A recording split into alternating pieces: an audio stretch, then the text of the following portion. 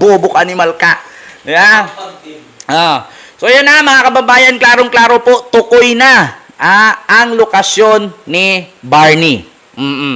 So ito naman mga kababayan, gusto ko lang ipakita sa inyo na ang SMNI, naku po, SMNI, ito na mga kababayan ang SMNI ay, ito na, ang kanilang social media account ay na-terminate or nakaban na sa lahat.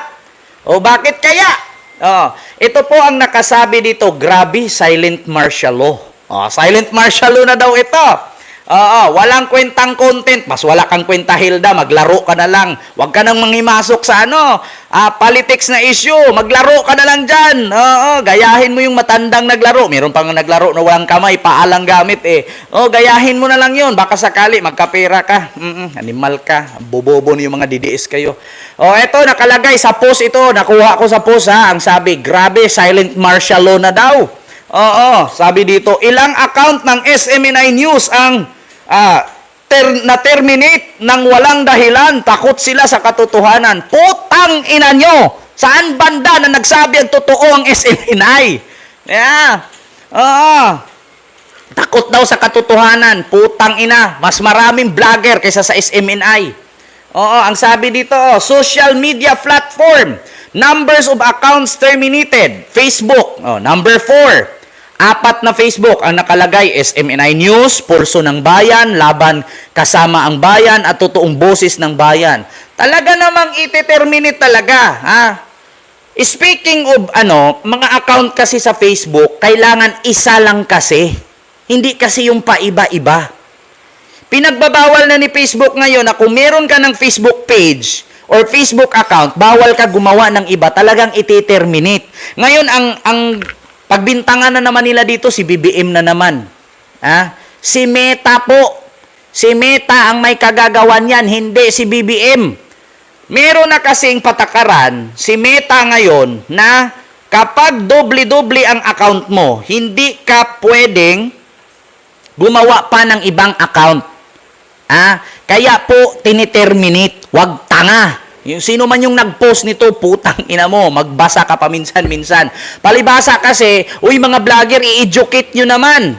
Sa YouTube lang pwede gumawa ng maraming account. Pero sa Facebook, si Meta, bawal na po yun. Ito mga kababayan. Ako nagsabi sa inyo. Gusto ko lang kayong i-educate. Kami as a vlogger, content creator, social media influencer, meron po kasing rules and regulation at panibago na naman na batas si Meta na kung saan kapag meron kang Facebook account, bawal kang gumawa ng another Facebook account kasi iti-terminate talaga ni Meta yun. So ito, 4 daw na Facebook account ng SMNI News, Pulso ng Bayan, Laban Kasama ang Bayan, at Totoong Boses ng Bayan. Talagang iti-terminate po ni Meta yan. Bakit? Bawal po kasi paulit-ulit at padubli-dubli. Ngayon, iba-ibang pangalan, tapos isa lang ang mukha. Iba-ibang pangalan, tapos isa lang ang mukha. Halimbawa, ako si Kent. Channel ko, Kent Garcia. Gumawa ako ng isa na naman sa Facebook, Kent Talks. Tapos yung isa naman, Kent or Garcia Kent, binaliktad, pero isa lang ang mukha. Talagang iti-terminate po talaga. Bawal ang maraming account sa Facebook. Ganun po yun. Una, kahit pa iba-iba ang mga news anchor dyan or mga newscaster dyan, once na yung Google or Gmail account ay iisa lang, talagang iti-terminate po yun ni Meta. Pangalawa, kung number naman nakaslagay dyan or ang tinatawag natin na kasi si Facebook at saka ano pa yung isa, yung kulay green na anong pangalan nun? Kulay green na parang messenger din. Iisa lang sila. Talagang tatanggalin talaga ni Meta. Tapos ang pagbibintangan na naman dito nitong mga putang inang mga DDS ay si na naman, Pangulong Bongbong Marcos nagpapatanggal. 'Di ba? Grabe, silent martial law daw. WhatsApp, ang WhatsApp at Facebook ay iisa. Kaya 'di ba pagka na-hack yung account mo, sa WhatsApp ka mag-login? Kasi iisa sila ng connection.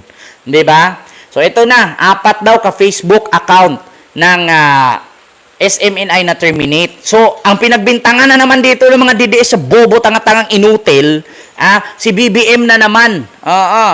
Para mga tanga. Talagang bawal po talaga dubli-dubling account. Pangatlo, YouTube. SMNI News, 13 daw ka YouTube channel ang na-terminate. SMNI News at DZER, 1026, News Blast, Nightline News, Newsline World, Balita ng Bansa, Kabayan Abroad, Weekend World, at Pulso ng Bayan. Pulso ng Bayan, second account. Putang ina ba naman kasi? Bawal po talaga, kahit sa YouTube po ha, ulitin ko. Si Meta, stricto po si Meta ngayon. Hindi po pwede na padubli-dubli ang page at padubli-dubli ang Facebook account mo, talagang buburahin niya. Dito naman, magkaiba naman si YouTube. Sa kaso naman ni YouTube, kapag nalaman na yung YouTube channel mo ay isa lang ang Google account pero 10 YouTube channel nakakunik, talagang pag nasilip ni YouTube yun, terminate ka automatic.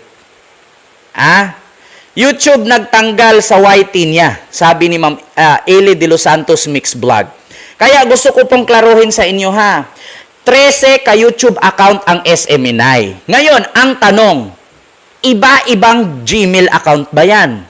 Kasi kung isa, dalawa, tatlong Gmail account lang ginagamit sa 13 ka YouTube channel na yan, pag na-detect ni YouTube yan, na SIM balita, SIM upload, SIM newscaster, SIM tao ang nakikita, talagang buburahin niya ni YouTube. Bakit? Yung isang channel nila, halimbawa sabihin natin, Balita ng Bansa, Kabayan Abroad, nag-upload ng katulad sa akin, in-upload ko ngayon, patungkol kay Roque, tapos ina-upload ko na naman sa isa, in-upload ko na naman sa isa. Ang tawag po doon is reuse content. Di ba? Reuse content. So once na ma-reuse content yun, automatic terminate yun. Matanggalan ka ng monetization, i-reapply mo ulit. Ngayon, kung hindi lang isang channel, ginaganyan mo, isang channel, halimbawa, 13 ka channel, SIM upload, SIM balita, SIM live, automatic yun reuse content. Isa po yan sa rules and regulation ni YouTube. Bawal kang mag-upload ng pareho kahit sarili mong channel yan. Masasabing reuse content, kapag ma-reuse content, automatic terminate yan. Vlogger ako, sino lulukuhin ninyo? Mga DDS, sasabihin na naman, si BBM nagpatanggal niyan kasi silent martial law. Putang ina nyo, walang right si BBM magpatanggal dyan. Hindi po pagmamayari ng Pilipinas ang YouTube. Yan po ay nakabase sa California, hawak po ng American company yan. Hindi nga na ano ng Congress nung nakaraang hearing sa TRICOM, yung pangalawang hearing Di ba?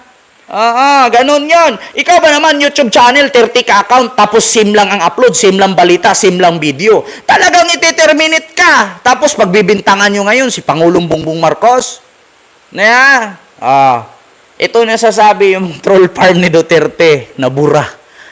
Yun ang katotohanan, mga Pilipino. Huwag po tayo maging mangmangha, huwag po tayo magpalinlang sa mga peke na pinapakalat ng mga DDS na si BBM daw ang may kasalanan kaya na-terminate ang channel ng SMNI. Wala pong katotohanan yon. Ang katotohanan doon, hindi sila sumunod sa rules and regulation ni Meta at ni YouTube. Si YouTube kasi 13 ka channel. Sure ba kayo na iba-ibang Google account yan? Sabihin natin iba-ibang Google account, iba-ibang Gmail account. Ang problema kung ang video niyan upload sa isa, sa 13 ka channel, ay pariho lahat ang video yung ina-upload. Ay talagang reuse content yon. Once na ma-reuse content ka, automatic terminate. Ganon yun. Yun ang katotohanan. Huwag bangag. Huwag bobo. Ako nagsabi lang ako ng totoo. Sa Meta, hindi ka pwedeng gumawa ng another clone account. Kailangan one account, one policy si Meta ngayon. Kasi isa din yan sa pinagmitingan doon sa Senate sa Amerika patungkol sa napakaraming account na ginagamit ng isang tao lang. Kasi ginagamit sa panghahack yan Ginagamit yan sa trolls. Kaya ang ginawa ni Meta is one tao, one account, one registration, Google or Gmail account, and one contact number. So ngayon, pag gumawa ka ng 5 account mo, tapos mukha mo lang lahat ng kalabas dyan, at isa lang din ang account ang Google account mo or number, talagang i-terminate niya yung isa. Yung totoong account mo, yan ang matitira. So, yung apat dito sa SMNI, automatic po yan. Automatic tanggal. Mga kababayan. Yun po ang katotohanan. Sa YouTube naman, 13 ka account. Kung same upload yan isa-isa, automatic terminate yan, reuse of content. Yan ang sabi ni YouTube. Bawal kang gumawa ng iba-ibang channel, tapos iisa lang ang account at pare-parehong upload. Hindi Ngayon, TikTok. 4 na account sa TikTok na ban or na-terminate. Simple lang. Sa TikTok kasi, kapag sinasabay-sabay i-report yan, automatic mababan po talaga yung account. Ganun yun mga kababayan. Magkaiba si TikTok, YouTube at Meta. May sarili silang mundo, bawat isa. Ang problema naman sa TikTok, 4 daw na account sa TikTok ng SMNI News, Nightline News, SMNI Public Affairs, and Newsline World na tanggal sa TikTok, 4 daw. Sa TikTok kasi, kahit 100 yung account mong gagawin na once na isabay report yan sa 100 katao, automatic ban. Ganun yan. Kasi na-experience ko yan. Nung panahon, nung 2016 na binira ko si Mama Lenny. Pinagtulong-tulungan ng kakamping na i-report. Ayun, na-ban. Almost million views ko dun. Sa TikTok, pwede kang gumawa kahit 100 account. Pero pag i-report yan sabay-sabay 100 katao, automatic ban. Ban talaga diretso. Ganon ang ni TikTok. Si TikTok kasi hindi sa TikTok hindi ka po pwedeng yung tawag doon maging doon balasubas Bakit? Kapag i-report yan ng sabay-sabay 100 katao, automatically ban yan. Kung marami namang ginawa ang SMNI na hindi maganda, lalong-lalo na kung ang SMNI sa TikTok ay meron silang binibira na ibang network. Siyempre, yung network, marami ding trolls yun. Pag isabay-sabay report nila yun, ubos. Walang matira. Ngayon, tanong, si BBM ba ang may gawa dito? At dapat bang tawagin itong martial law? Wala pong silent martial law nangyayari. Sila po ang may technical problem. Walang kinalaman ang gobyerno ng Pilipinas kung bakit naban ang mga account nila. Kasi lahat po ng sinasabi nilang Facebook, YouTube, and TikTok ay hindi po hawak ng government ng Pilipinas yan. Yan po ay nakabase. Ito is a Singapore-based ang TikTok pero China pa rin siya. Chinese pero Singapore national. Singapore ang may hawak nitong TikTok. YouTube is California. Facebook also is in America. So, wala pong hawak ang Pilipinas dyan. Maliban na lang kung threat na yung gumamit ng account, pwedeng i-report ng National Telecommunication or ng NTC at ng Cybercrime Division. Pwedeng i-reklamo. Kung wala namang sapat na dahilan, di ba? Para i-report sila, so why? Huwag niyong ibato kay BBM yan at huwag niyong pagbintangan ang Marcos administration na napasara yung channel ninyo. Kasalanan niyo yan.